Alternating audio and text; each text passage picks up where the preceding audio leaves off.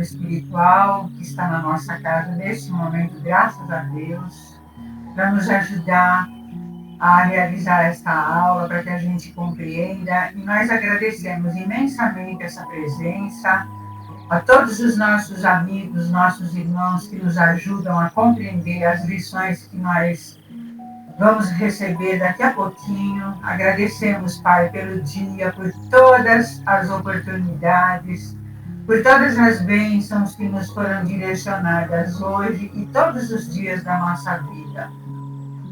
Agradecemos esta oportunidade incrível de estarmos aqui juntos estudando. Agradecemos imensamente pela vida, por tudo o que ocorre na nossa mente, na nossa caminhada na Terra. Agradecemos esse planeta fantástico que nos recebe, que nos alimenta, que nos abriga e que a gente assim destrói tanto, né? Mas nós estamos aprendendo. Nas mínimas ações, nós precisamos tomar conta disso. E com muito carinho, com muita gratidão, nós vamos dizer ao nosso Pai em agradecimento por estes momentos muito importantes na nossa vida, a oração que o nosso Mestre Jesus nos ensinou.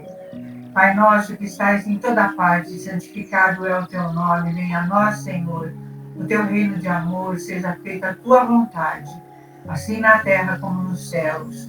O pão nosso de cada dia nos dai hoje. Perdoa, Pai, as nossas dívidas, assim como perdoamos os nossos devedores. Não nos deixes cair, Senhor, em tentação e livra-nos sempre de cometermos o mal. Que assim seja, graças a Deus e graças a Jesus.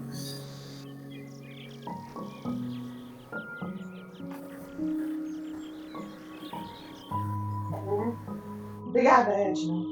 Gente, nós estamos terminando a primeira parte do livro, né? Estamos finalizando a Gênese mosaica, né? Eu queria saber se nós temos alguma dúvida com relação à Gênese orgânica, depois a Gênese espiritual, que é a Gênese explicada pela espiritualidade. A Gênese orgânica é o que acontece de científico, né? As proposições de como se criou a vida pela ciência. A Gênese espiritual é da parte da espiritualidade, e a mosaica é a Gênese de Moisés, né? Mas fazendo sempre uma correlação com o Espiritismo. Temos alguma dúvida, Lucineide? Porque a segunda parte desse livro, a gente vai terminar agora lá rapidinho, vai ser características dos milagres, né? Então, ele vai fazer uma análise todinha sobre os milagres, o sentido teológico, que é o sentido religioso, né? O que o Espiritismo pensa sobre isso, né? O sobrenatural, as religiões, é uma coisa bem... É um adendo a essa informação deles muito interessante. Alguém tem dúvida? Podemos continuar para terminar, então? Podemos. Então, vamos lá. A Edna leu o 25 e a Lucineide vai ler o 26, tá bom? Ok. Obrigada. Então, se nós perdermos a letra do Gênesis, eis a que consequências chegamos. Adão e Eva estavam sozinhos no mundo. Edna, só um minutinho. Como é que começa? Porque aqui está dizendo se nos apegarmos. Aqui, se nos prendermos. É porque você falou perdermos. É? Desculpa. Então eu vou começar de novo. Tá bom, obrigada. Meninas, por gentileza, só uma coisinha, porque meu livro, ele difere de vocês. Na última aula, eu até peguei um outro livro para ver se é diferente. Ok. Então, aí... Acho a parte do livro que é o capítulo 13, que é Características dos Milagres. Volta 2 páginas. Tem o item que começa assim, se nos apegarmos à letra de Gênesis. Os 2 penúltimos itens. Os 2 últimos itens. Tá, encontrei. Achou? Tá bom, então. Achei, sim. Obrigada. Vou começar de novo, ok? É o 25. Se nos prendermos à letra do Gênesis, eis a que consequências chegamos. Adão e Eva estavam sozinhos no mundo após sua expulsão do paraíso terrestre. Não foi senão depois que tiveram filhos, Caim e Abel. Ora, Caim, tendo assassinado seu irmão e se retirado para outra região, não tornou a ver mais seu pai e sua mãe, os quais de novo ficaram sozinhos. Não foi senão muito tempo depois, com a idade de 130 anos, que Adão teve um terceiro filho, chamado Sete. Depois do nascimento de Sete, viveu ainda, segundo a genealogia bíblica, 800 anos e teve filhos e filhas. Quando Caim veio se estabelecer no oriente do Éden, não havia na terra senão 3 pessoas, seu pai e sua mãe, e de seu lado ele sozinho. Entretanto, teve mulher e filho. Quem poderia ser essa mulher e onde poderia ele tê-la encontrado ou tomado? O texto hebreu diz: estava construindo uma cidade e não construiu, o que indica uma ação presente e não ulterior. Porém, uma cidade supõe habitantes, pois não é de se presumir que Caim a fizesse para si, sua mulher e seu filho, nem que ele a pudesse construir sozinho. É, pois, forçoso inferir-se ou entender, né, de tal relato que a região era povoada. Ora, não podia ser pelos descendentes de Adão, dos quais não havia outro senão Caim. A presença de outros habitantes ressalta igualmente dessas palavras de Caim: serei fugitivo e vagabundo. E quem quer que me encontre na matéria, que me encontre, me matará. E da resposta que Deus lhe deu, por quem ele temeria ser morto e qual seria o efeito do sinal que Deus colocou sobre ele se não devesse encontrar ninguém?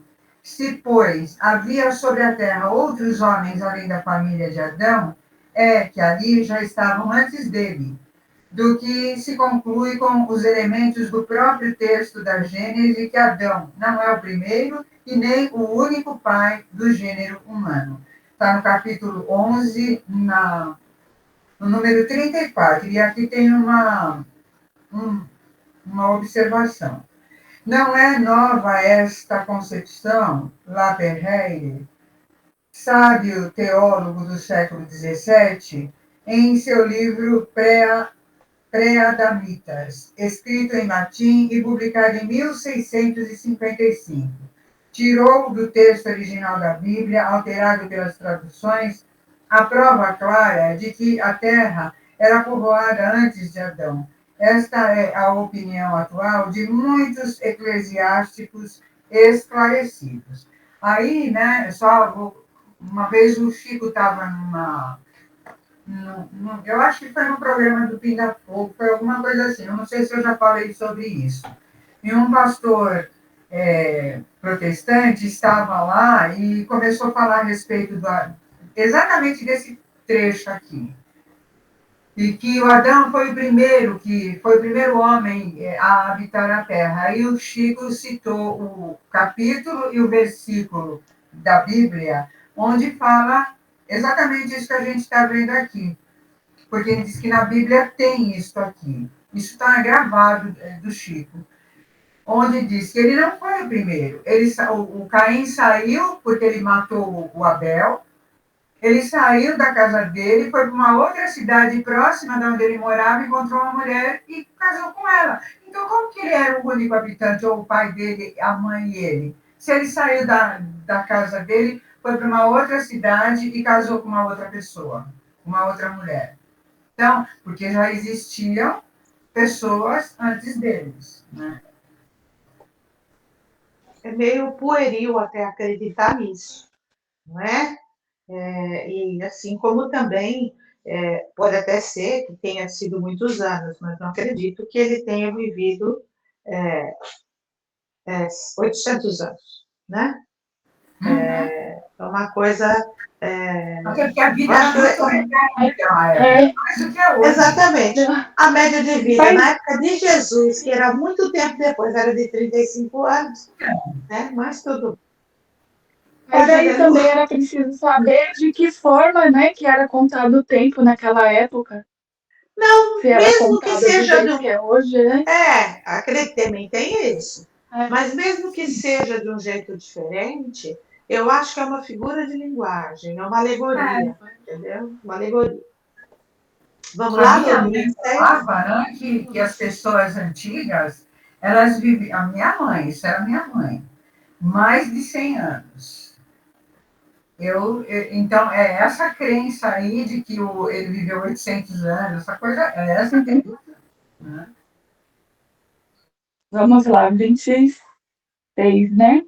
Seriam precisos os conhecimentos que o Espiritismo trouxe tocante ao relacionamento do princípio espiritual e material, sobre a natureza da alma, sua criação em estado de simplicidade e ignorância, sua união com o corpo, sua marcha progressiva, indefinida por meio de existências sucessivas, e dos mundos que são igualmente degraus na trilha do aperfeiçoamento, sua libertação gradual da influência da matéria pelo uso do livre-arbítrio, a causa de suas tendências boas ou más e de suas aptidões, fenômeno do nascimento e da morte, o estado do espírito na erraticidade, enfim,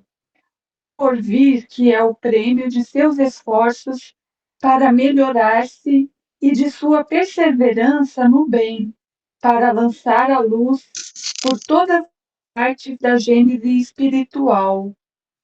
Graças a essa luz, o homem sabe daí para frente de onde ele vem e para onde ele vai, por que está sobre a terra e por que sofre. Sabe que seu futuro está entre suas mãos e que a duração de sua privação da liberdade neste mundo depende dele. A gênese, saída da alegoria estreita e mesquinha, mostra-se a ele, grande e digna da majestade, da bondade e da justiça do Criador. Considerada desse ponto de vista, a Gênese confundirá a incredulidade e a vencerá. Tem uma nota aqui de rodapé. Quando toda a humanidade, agindo pelo dever, sem desejo de privilégios em nome da igualdade, por meio da solidariedade participativa, permitindo o acolhimento de todos os seres, por meio da fraternidade social, é que se conquistará a verdadeira liberdade. Nossa, profundo, hein? Esses dois últimos parágrafos são lindos, né? Foi preciso o Espiritismo para vir esclarecer tudo isso, né? E deixa eu colocar as coisas nos trilhos, né? Tudo bem? Podemos ir para capítulo 13, características dos milagres. Achou aí, Lu? Se você tiver na sequência, você está com o microfone fechado, mas deixa eu falar. Se você, na sequência das nossas leituras, aparecer um item que é diferente do nosso, você interrompe e fala que, de repente, alguma coisa que foi colocada aí, foi tirada nas edições depois, né? Ou que está fora de ordem para nós ou para você. Então, de repente, é interessante. A ordem não interessa muito, interessa o assunto, ok? O assunto, o conteúdo, tá ok, pode deixar. Tá bom. Então, vamos lá. Os milagres no sentido teológico.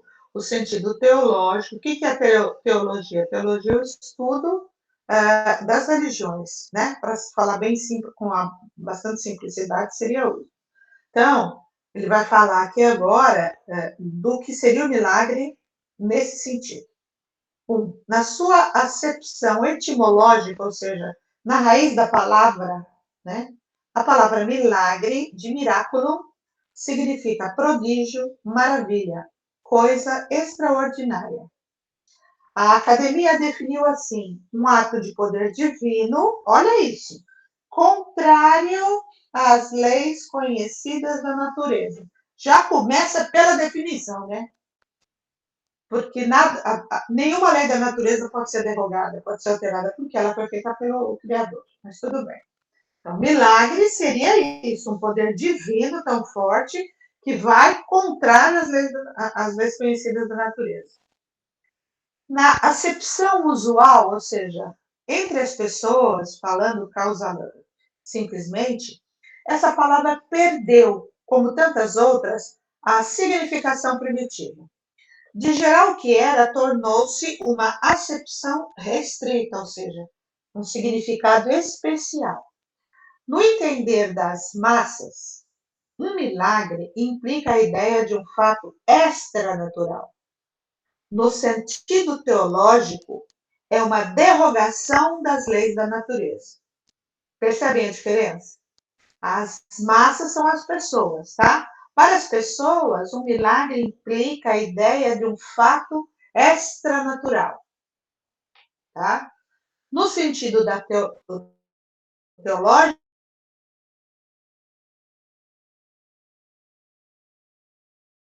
é uma derrubada.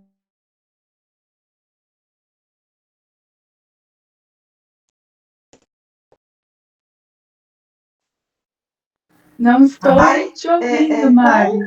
Mari, volta aqui, que está travando.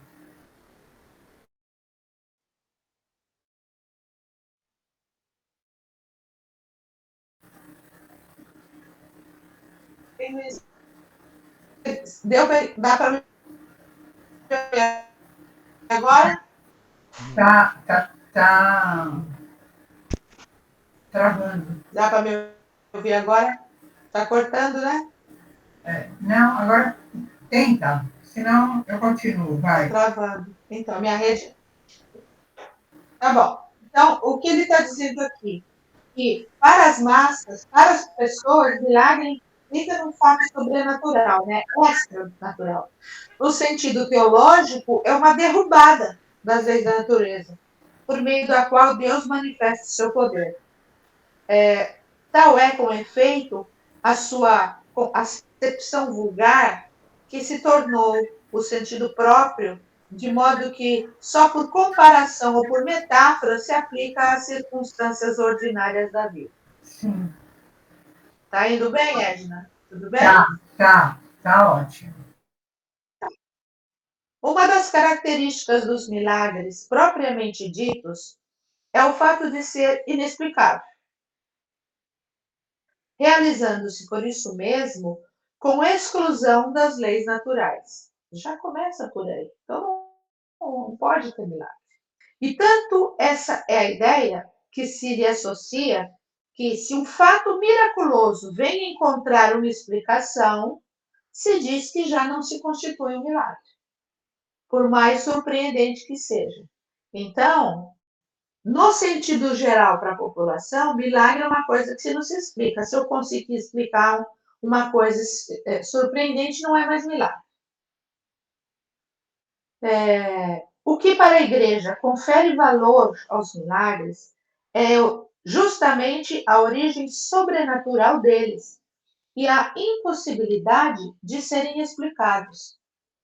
Firmou-se tão bem sobre esse ponto que toda assimilação dos milagres aos fenômenos da natureza constitui para ela uma heresia, um atentado contra a fé, tanto assim que excomungou e até queimou muita gente por não ter querido acreditar em certos milagres.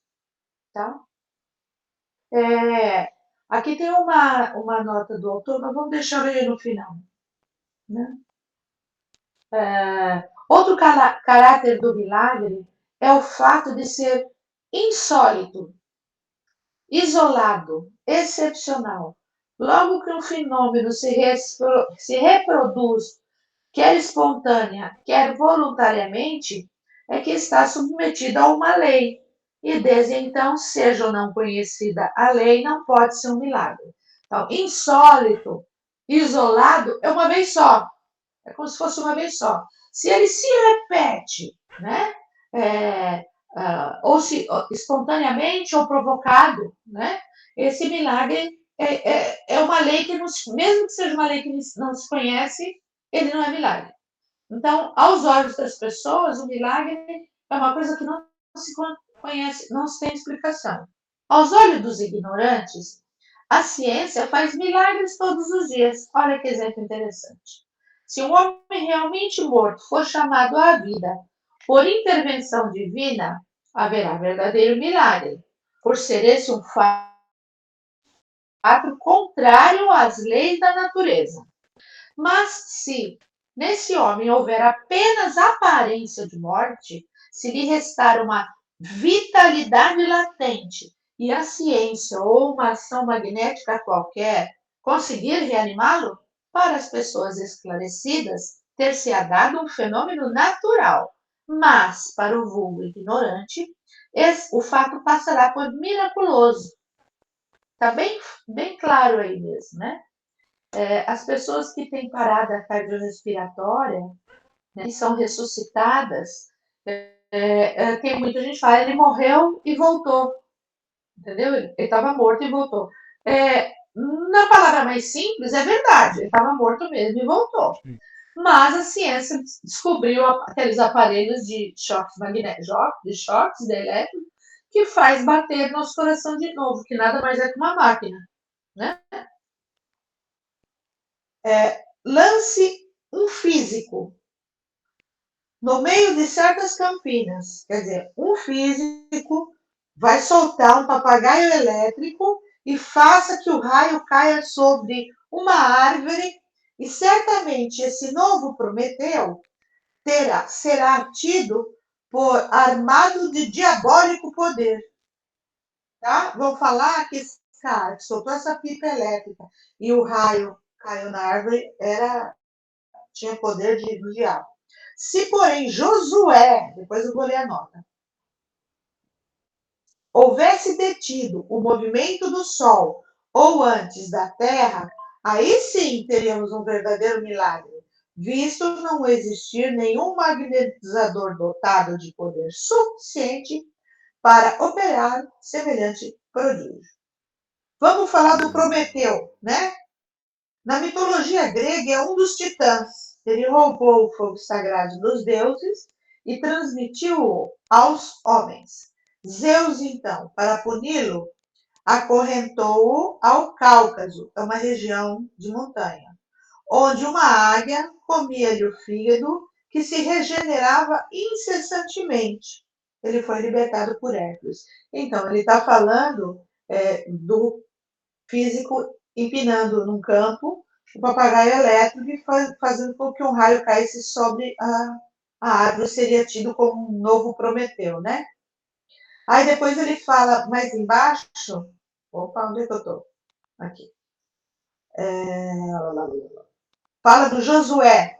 Se, porém, Josué houvesse detido o movimento do Sol ou antes da Terra, Josué, também chamado Oséias.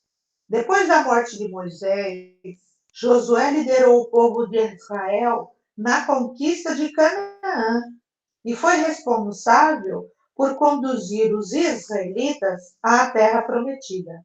Sua liderança é narrada no livro de Josué, em que se destaca a tomada da cidade de Jericó, entre outros fatos que contaram com prodigiosa intervenção divina, como no dia em que o sol e a lua chegaram a parar durante a batalha de Josué, em defesa dos jeobitas contra o ataque dos reis cananeus.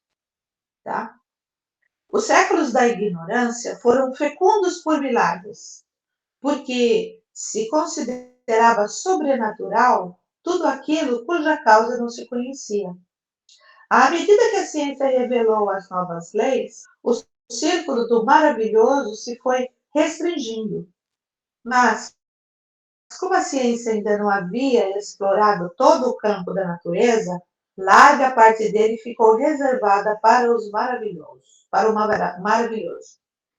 Expulso do domínio da materialidade pela ciência, o maravilhoso, ou seja, os milagres, se encastelou nos domínios da espiritualidade, na qual encontrou o seu último refúgio. O Espiritismo, ao demonstrar que o elemento espiritual é uma das forças vivas da natureza, força que incessantemente atua em concorrência com a força material, faz que voltem ao âmbito dos efeitos naturais os que dele haviam saído, porque, como os outros, tais efeitos também se acham sujeitos a eles. Se for expulso da espiritualidade, o maravilhoso, o milagre, já não terá razão de ser, e só então se poderá dizer que passou o tempo dos milagres. Vamos lá, Edna? Você lê para nós? Lê o 4, o 5, o 4 e o 5 e o 6, pronto. O Espiritismo não faz milagres. O Espiritismo, pois, vem, a seu turno, realizar aquilo que cada ciência faz em sua chegada: revelar novas leis e explicar, por conseguinte, os fenômenos que derivam dessas leis. Esses fenômenos, é certo, se prendem à existência dos espíritos e à sua intervenção no mundo material. Ora, dizem que isso é sobrenatural, mas então teria sido necessário provar que os espíritos e suas manifestações são contrários às leis da natureza, que aí não há, nem pode haver uma de suas leis. O espírito nada mais é senão a alma que sobreviveu ao corpo.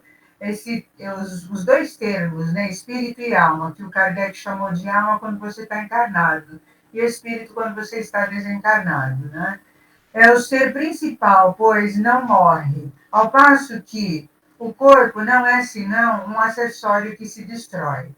Sua existência, portanto, é também natural, tanto depois quanto durante a encarnação. Ela é submetida às leis que regem o princípio espiritual, como o corpo é submetido às que regem o princípio material. Porém, como esses dois princípios têm uma afinidade necessária e reagem incessantemente um sobre o outro, e de sua ação simultânea resultam o movimento e a harmonia do conjunto, segue-se que a espiritualidade e a materialidade são as duas partes de um mesmo todo, tão naturais uma quanto a outra, e que a primeira não é uma exceção, uma anomalia na ordem das coisas. Durante sua encarnação, o espírito age sobre a matéria por intermédio do seu corpo fluídico, ou o perispírito. O mesmo sucede fora da encarnação. Como espírito e na medida de suas capacidades, ele faz o que fazia como homem.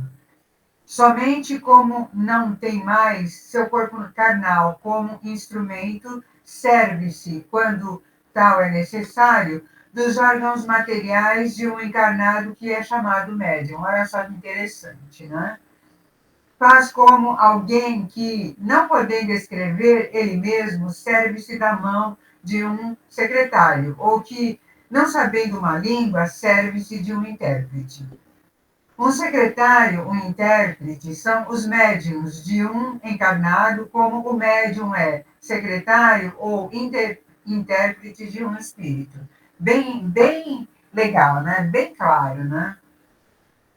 O ambiente no qual atuam os espíritos e os meios de execução não são mais os mesmos que no estado de encarnação, e por isso os efeitos são diferentes.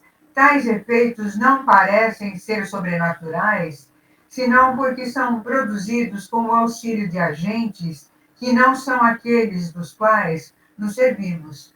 Porém, desde o instante em que tais agentes existem na natureza e que os fatos de manifestações se realizam em virtude de certas leis, nada há de sobrenatural nem de maravilhoso.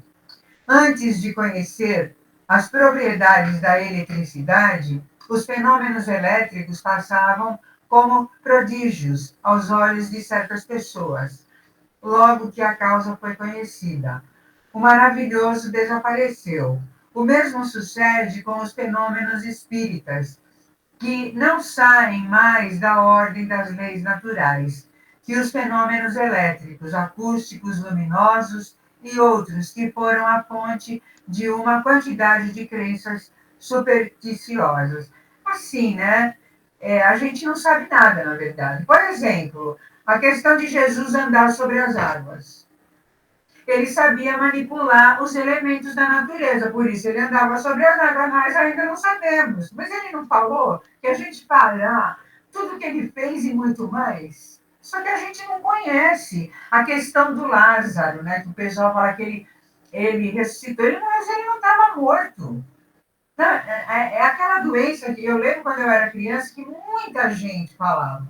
As pessoas que eram enterradas vivas. Quando você ia desenterrar, ele estava virado no Era caixão a e catalepsia, botou a catalepsia, né? ou narcolepsia também.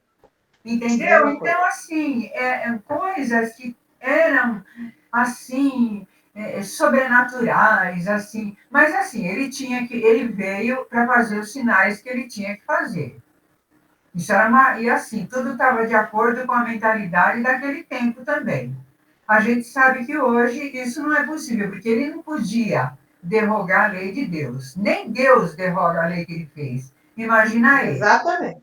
Exatamente. Então, Na isso é realidade, entender, né? o que fica claro aí é que, assim, que os fenômenos espíritas, que nós já conhecemos, como a clarividência, como o aparecimento, que eu esqueci o nome agora, né? Esqueci o nome. A fazer aparecer corpos, objetos, é, a comunicação escrita, oral, ou as pinturas, são fenômenos perfeitamente explicáveis pela ciência através de magnetismo, através de explicações reais. Então, não são fenômenos, não são milagres, não tem nada de maravilhoso. A única coisa é que, quando não se conhece o mecanismo, a gente acha que é maravilhoso. A partir do momento que você conhece o mecanismo, você passa a entender como funciona, né? Você vê uma pessoa passar de bicicleta elétrica, fala, meu Deus, uma bicicleta elétrica, como é que pode isso? Ele não está pedalando. Lembra que começaram a aparecer? A partir do momento que a gente percebeu que era um motorzinho pequenininho que era colocado na bicicleta, né? Uma bicicleta mesmo, pequenininho, que fazia ele andar a velocidade até de 40 quilômetros por hora. Ah, ele pôs no motor, entendeu? É mais ou menos isso, né? O que é interessante é isso. O supersticioso, né? Era alimentado, né? É. Exatamente por isso, porque não se sabia como funcionava. Imagina o avião, quando o avião Exatamente. voou, todo mundo Olha, ficou assim, enlouquecido, né? o Leonardo da Vinci foi considerado louco, maluco. Eu acho que ele tinha um TDAH, sabe? Ele era TDAH. Ele tinha um monte de projeto, ele era pintor, ele era ator, ele era escritor, ele era inventor, entendeu? Ele era escultor em mármore, fazia de tudo um pouco. Muita coisa ele começava e não terminava. Todos foi achado um monte de desenhos técnicos, mas muito técnicos, para se construir helicóptero naquela época, para se construir avião, para se voar com balão, né? E ele foi taxado de maluco. Mas esse cara é maluco? Olha o que ele está querendo botar asa numa pessoa ela voar, mas não era asa, era um aparelho que imitava uma asa, né?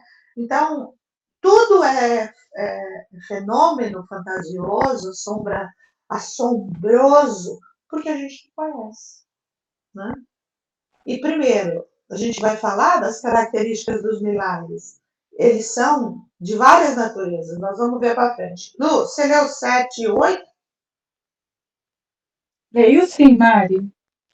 Sétimo. Contudo, nos dirão: admitis que um espírito possa levantar uma mesa e a manter suspenso no espaço, sem ponto de apoio, não seria uma derrogação da lei da gravidade? Sim, da lei conhecida. Por acaso conheceis todas as leis?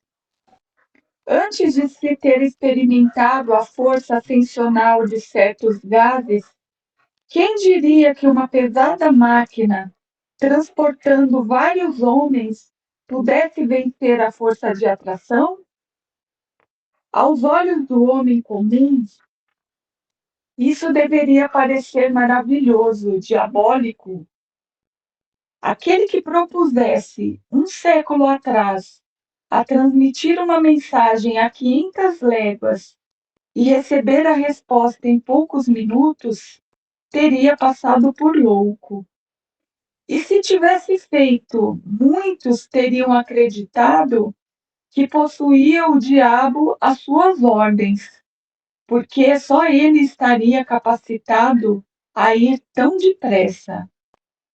Hoje, não só se reconhece esse fato como possível, mas mostra-se totalmente natural, porque, pois, um fluido desconhecido não teria a propriedade de contrabalancear, em determinadas circunstâncias, o efeito da gravidade, assim como o hidrogênio contrabalança o peso do balão?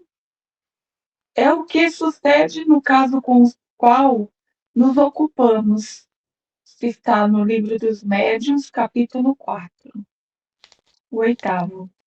Os fenômenos espíritas, estando na natureza, produziram-se em todos os tempos, mais precisamente porque seu estudo não podia ser feito pelos meios materiais que a ciência comum dispunha, permaneceram por mais tempo do que outros no domínio do sobrenatural, de onde agora o Espiritismo os fez sair. O sobrenatural, baseando-se em aparências inexplicáveis, deixa um livre curso à imaginação, que, vagando no desconhecido, produz as crenças supersticiosas. Uma explicação racional, baseada nas leis da natureza, conduzindo o homem à realidade, coloca um freio aos desvios da imaginação e destrói as superstições. Longe de ampliar o domínio do sobrenatural, o Espiritismo restringe a limites extremos e lhe tira o seu último refúgio.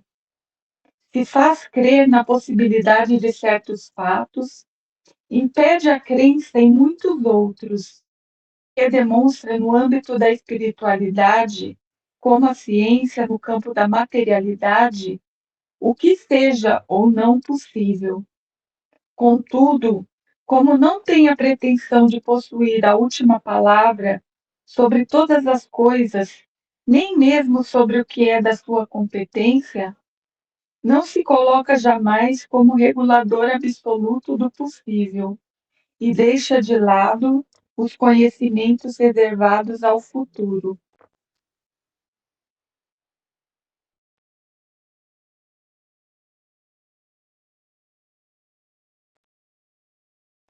Tá sem som, Mário.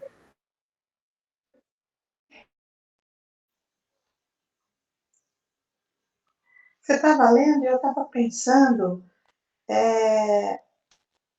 sobre o que as pessoas que viram pela primeira vez uma locomotiva a vapor, o susto que elas tiveram. Aquele negócio preto gigante, todo feito de ferro, soltando aquela fumaça branca por uma chaminé e apitando que não condenado. A gente sabe o mecanismo qual é, o mecanismo da força do vapor. Encheu a fornalha de coisa. Está cortando. Está cortando, Mário. Lê o 9, o 10 e o 11. Eu, né? Tá?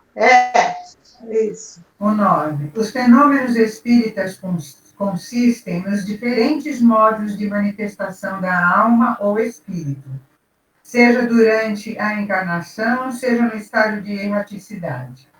É através de suas manifestações que a alma revela sua existência, sua sobrevivência e sua individualidade. Ela é julgada por seus efeitos, a causa sendo natural, o efeito igualmente o é. São tais efeitos que constituem o objeto especial das pesquisas e do estudo do Espiritismo, a fim de chegar ao conhecimento tão completo quanto possível da natureza e dos atributos da alma, assim como das leis que regem o princípio espiritual. Para aqueles que negam a existência do princípio espiritual independente e, por conseguinte, o da alma individual e sobrevivente, toda a natureza está na matéria tangível. Todos os fenômenos que se ligam à espiritualidade são, a seus olhos, sobrenaturais e, por conseguinte, quiméricos, ou seja, ilusórios, né? Não admitindo a causa, não podem admitir o efeito, e quando os efeitos são patentes, eles os atribuem à imaginação, à ilusão e à alucinação, e recusam aprofundá-los. Daí, entre tais pessoas, se encontra uma opinião preconcebida que os torna impróprios ao são julgamento do Espiritismo, pois que partem do princípio da negação de tudo quanto não seja material. É, o materialista, né? Há pessoas extremamente fanáticas, né? Que a gente não consegue conversar. Né? Então, A partir do momento que a pessoa não acredita, começa bem nesse parágrafo aqui, ó. A partir do momento que eles só acreditam naquilo que é material, naquele que é tangível, que os nossos sentidos podem ser afetados por ele, o resto não existe. O resto não existe, né? Por isso que essa opinião que é pré-concebida, o que é pré-concebida? Eu tenho ela antes de saber. Opinião pré-concebida. A partir do momento que eu tenho uma opinião pré-concebida, eu vou me tornar inapta para julgar os fenômenos espíritas, porque parte de um princípio de negação para aquilo que eu já sei. Eu só acredito na matéria, então o que é fora da matéria não existe. Como é que eu vou julgar os fenômenos espíritas? Não posso fazer isso. Eu precisaria acreditar nos dois, na matéria e na espiritualidade, na comunhão dos dois. Daí eu estou apta a pesquisar, entender, interpretar os fenômenos, né? Senão não tem como. Eu vou ler o 11, tá? Tá. Vou começar a cortar, me avisam. Ok. Embora o Espiritismo admita os efeitos, que são a consequência da existência da alma, não se segue que o Espiritismo admita todos os efeitos qualificados de maravilhoso e que se proponha a justificá-los e dar-lhes crédito que se faça campeão de todos os devaneios, de todas as utopias, de todas as excentricidades sistemáticas, de todas as lendas miraculosas. Seria preciso conhecê-lo muito pouco, o Espiritismo, para pensar assim. O que está querendo dizer aqui? Que achar que o Espiritismo pode dar explicação para tudo que se imaginar. Não é assim, tá? Seus adversários julgam oportuno opor-lhe um argumento sem réplica, ou seja, um argumento que não cabe ao outro responder.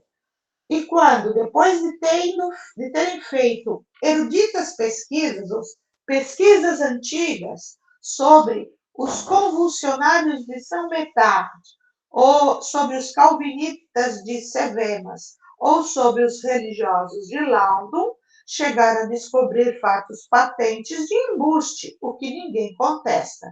Pausa aqui. Quem são os convulsionários de Saint-Médard? No cemitério de Saint-Médard, junto ao túmulo do diácono Francisco de Paris, morto em 1727 e considerado um homem muito caridoso, começaram a ocorrer milagres. Pessoas passaram a visitar o túmulo e lá sofriam convulsões e se auto-infligiam torturas. Sobre os calvinistas de Cevennes, vamos lá. Calvinistas de Cevennes são protestantes franceses que foram expatriados, ou seja, mandados embora de sua pátria, por pegarem em armas após a revogação do Edito de Nantes. Eram assim chamados por vestir camisas sobre suas roupas, tá? Aqui fala, ou sobre os religiosos de Loudon, tá? Possessão de freiras de Loudon foi um suposto conjunto de possessões demoníacas que ocorreram em Loudon, França, em 1634. As freiras sofreram convulsões e proferiram linguagem abusiva. Então, o que ele está dizendo aqui? Seus adversários julgam opor-lhe um argumento quando, depois de terem feito eruditas pesquisas sobre esses assuntos que a gente leu aqui, chegaram a descobrir fatos patentes de embuste, ou seja, mentiras, que ninguém contesta. Muitos desses fatos foram provados que eram farsas, né? Mas essas histórias serão, porventura, o evangelho do espiritismo? Não, né, gente? Seus adeptos já terão negado que o charlatanismo haja explorado em proveito próprio alguns fatos? Que a imaginação os tenha criado? Que o fanatismo os haja exagerado muitíssimo? Ele não é mais solidário com as extravagâncias que se cometam em seu nome do que a ciência, com os abusos da ignorância, e a verdadeira religião, com os abusos do fanatismo. Muitos críticos julgaram o espiritismo pelos contos de fadas e pelas lendas populares, ficções daqueles contos. O mesmo seria julgar a história pelos romances históricos e pelas tragédias. A gente sabe, esse exemplo é muito interessante. Eu não posso julgar o espiritismo por esses contos de fadas, essas ficções que foram inventadas. Por exemplo, a história do Brasil é a história do Brasil, certo? Mas nós temos vários romances sobre a história, que narram a história do Brasil, são romances, mas não são verdadeiros. São produtos da imaginação dos seus escritores. Muitos romances sobre índios e os brancos, né? Eu não lembro o nome de algum agora, mas eu acho que dá para entender o que eu falei, né? Uma coisa é a história, outra coisa são os romances que se fazem, as informações maluquinhas da imaginação, e a realidade. Dessas informações. Exatamente, tá? Vamos ler o 12. O 12 dá tempo. Quer ler, Lucineide? 12. Os fenômenos espíritas são frequentemente espontâneos e se produzem sem qualquer ideia pré-concebida entre as pessoas que menos pensam neles. Em certas circunstâncias, podem ser provocados pelos agentes designados sob o nome de médiuns. No primeiro caso, o médium é inconsciente do que se produz por seu intermédio. No segundo, ele atua com conhecimento de causa. Eis a distinção entre médiuns conscientes e inconscientes. Estes últimos são os mais numerosos e frequentemente são encontrados em todos os incrédulos mais obstinados, que assim praticam o espiritismo sem saber e sem querer. Os fenômenos espontâneos têm, por isso, uma importância fundamental, porque não se pode suspeitar dos que o obtêm. Ocorre aqui como no sonambulismo, que em certos indivíduos é natural e involuntário, enquanto que em outros é provocado pela ação magnética.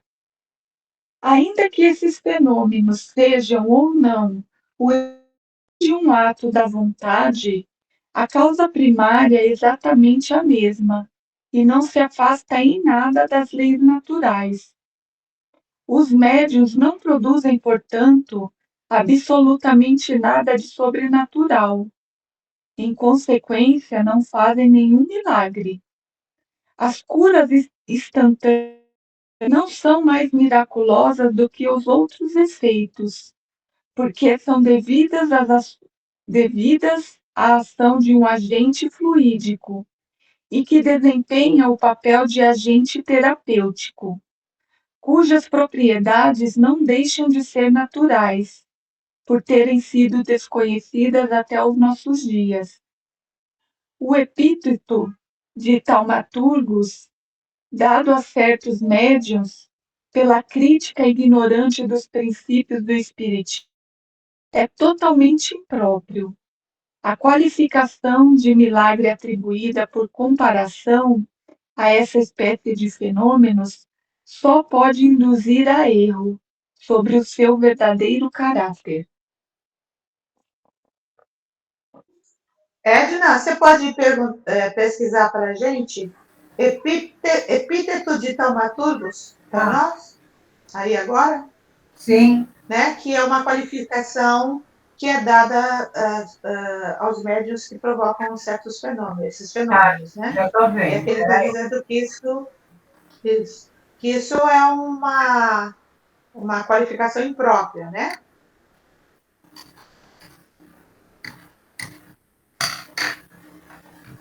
Aí isso só para a gente tirar essa dúvida, que é uma coisa... É isso.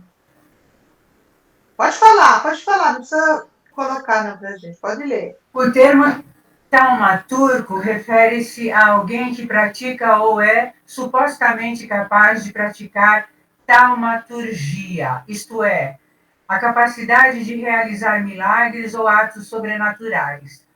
O termo também é usado como um epíteto, ou seja, uma palavra ou frase que descreve ou caracteriza alguém ou algo. Eu vou colocar aí para ficar... Isso. Para vocês verem, é o seguinte, esse livro aqui foi escrito em 58, 59, 63 ou 65, acho que foi 65. 1862, tá? 1860 alguma coisa.